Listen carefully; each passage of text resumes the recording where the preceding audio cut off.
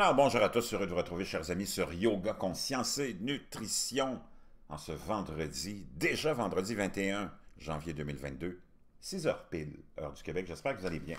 Je vous ai souvent parlé dans le passé de la technologie, de la modernisation, mais plus que la modernisation, l'intrusion dans nos vies par la technologie, par la nouvelle technologie, par l'Internet, par des moyens.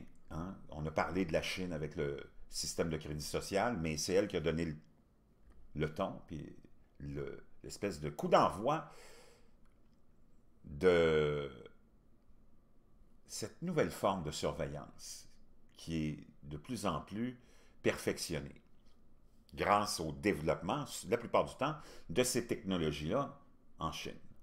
C'est important de comprendre ça. J'ai l'impression que le siège social du gouvernement mondial, c'est Pékin. D'ailleurs, on voit toutes les entreprises les plus grandes au monde, les plus puissantes, toutes, sans exception, faire affaire avec Pékin, se plier aux exigences de Pékin et fournir le monde, parce que c'est l'espèce de magasin général du monde. Et on a vu l'étendue maintenant des tentacules du Parti communiste chinois sous Xi Jinping s'installer confortablement et donner le ton, que ce soit au forum de Davos, à toutes ces espèces de rencontres sur le climat un peu partout, ces forums sur le climat, que ce soit sur les accords de Paris ou tous les autres.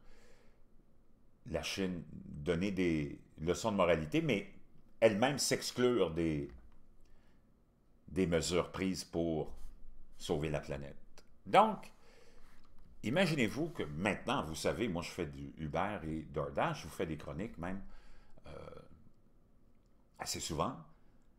Ben, l'application de Uber, quand tu veux te connecter dessus, il faut absolument que tu te prennes en photo à chaque fois avec le masque, parce qu'ils veulent que tu sois, ils veulent être certains que, bon, tu portes ton masque. Donc, il y a une reconnaissance faciale qui est utilisée par Uber pour que tu te connectes à ton compte. Et à l'occasion, on te demande aussi de prendre une photo sans le masque pour qu'on puisse vraiment voir que c'est toi qui es derrière le volant et non pas quelqu'un d'autre, parce que tu pourrais faire conduire quelqu'un d'autre. Ce que tu n'as pas avec DoorDash pour l'instant, il n'y a pas le système de reconnaissance faciale. Tu te connectes juste avec ton courriel puis ton mot de passe, puis tu embarques sur DoorDash. Ça veut dire qu'avec DoorDash, tu pourrais faire conduire ta femme, ton frère ou quelqu'un d'autre. Ni les restaurateurs, ni les clients s'en rendraient vraiment compte. Ben, tu dois porter ton masque, pareil, mais on ne donne pas, parce que pour rentrer de toute façon dans les commerces, tu as besoin du masque, là, mais avec Uber, on voit que c'est déjà une autre mentalité. J'imagine que ça va se généraliser.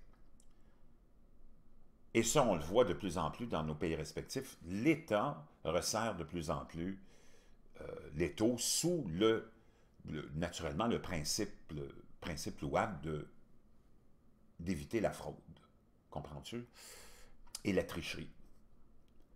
Que l'entreprise privée utilise des méthodes comme celle-là pour se sécuriser et sécuriser leurs opérations, c'est une chose. Le danger, c'est quand le gouvernement embarque là-dedans. Parce qu'il n'y a plus de limite après. La seule chose dans laquelle tu devrais vraiment pas mettre ta confiance, c'est dans un gouvernement. Mais malheureusement, beaucoup de gens ont été endoctrinés à faire confiance à leur gouvernement et à penser que le gouvernement ou ton gouvernement est de ton côté. C'est quand même assez fort. On apprend, imaginez-vous,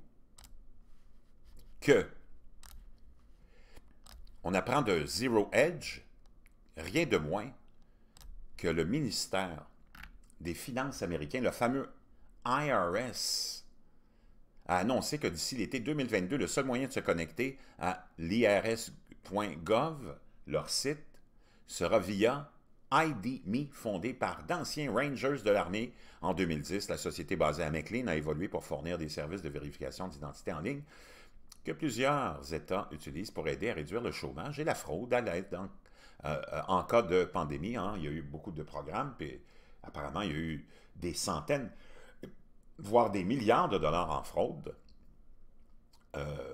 Et la société prétend avoir 64 millions d'utilisateurs. Quelques 27 États utilisent déjà IDEMI pour filtrer les voleurs d'identité qui demandent des prestations au nom de quelqu'un d'autre et maintenant l'IRS les rejoint.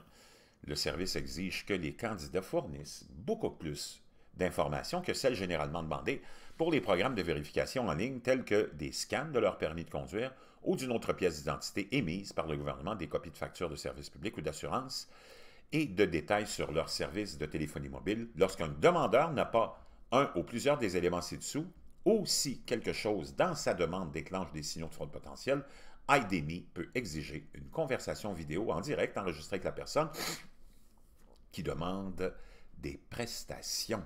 Donc, quand même, ça sera de plus en plus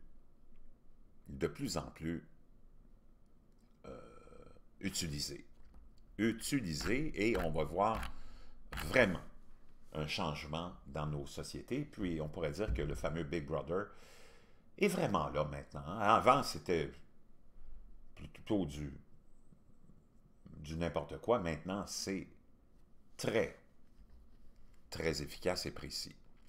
Dans la même veine, dans cette modernisation et dans ce changement de notre univers, parce qu'il y en a plusieurs, je vous l'ai dit, il y en aura de plus en plus, c'est la Réserve fédérale qui franchit la prochaine étape vers le lancement éventuel d'un dollar numérique, nous apprend MSN, via un article paru dans le Washington Post, publié hier.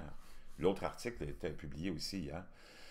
La Réserve fédérale passe à l'étape suivante en évaluant l'opportunité de lancer une monnaie numérique américaine en publiant jeudi un rapport qui explore les avantages et les inconvénients potentiels d'une telle décision sans indiquer où elle atterrira.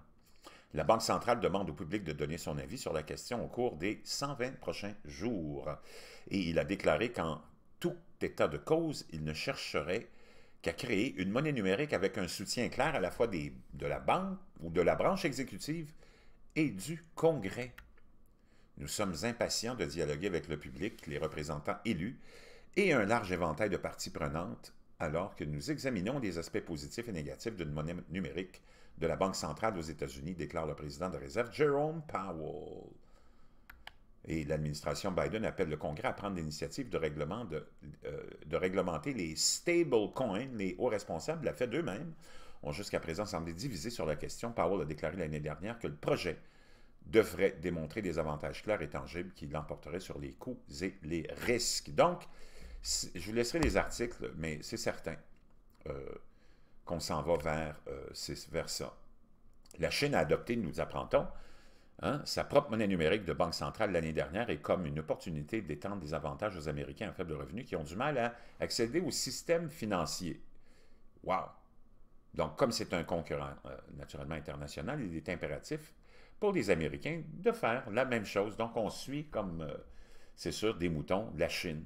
D'autres partisans libéraux d'un dollar numérique se sont concentrés sur son potentiel pour obtenir rapidement de l'argent aux Américains en difficulté financière qui n'ont pas de compte bancaire. Comment tu pourrais avoir de l'argent numérique si tu n'as pas de compte bancaire? En tout cas, je ne sais pas. C'est vraiment toute une aventure, toute une histoire, mais préparez-vous. C'est juste une question de temps avant que tout ça prenne place et soit notre nouvel environnement. Préparez-vous, c'est juste le début du changement de nos vies dans ces plus petits détails. Je vous reviens.